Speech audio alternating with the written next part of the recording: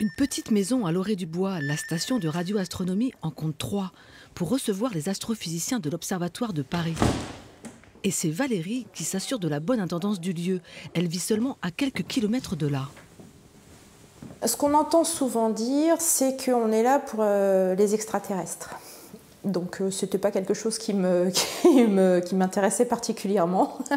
Et puis donc non, j'étais pas spécialement intéressée. Bon, je connaissais les antennes, je savais qu'il y en avait, je ne savais pas forcément à quoi ça servait. C'était vrai que j'avais pas d'intérêt particulier pour cet endroit en fin de compte. Je ne connaissais pas forcément grand-chose et j'ai appris au fur et à mesure à connaître les instruments, les gens qui y venaient, et puis voilà. Bertrand, lui, est responsable des espaces verts.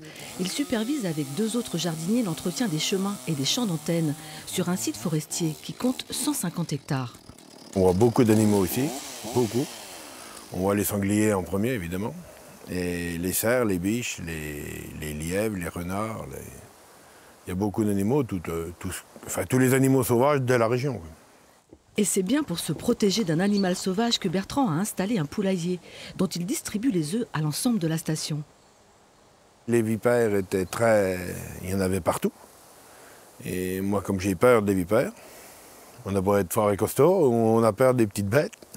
Et depuis que j'ai des poules, je suis tranquille. Alors là, il n'y en a plus. Le plus grand bonheur, c'est de travailler là. On se sent vraiment utile. Là, on voit que bon, on a besoin de nous et nous, on est heureux de donner de notre temps.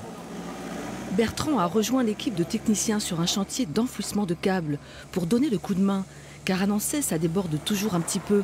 Loin de tout, il faut savoir faire preuve de polyvalence et d'entraide. Une belle école de la vie sur Terre.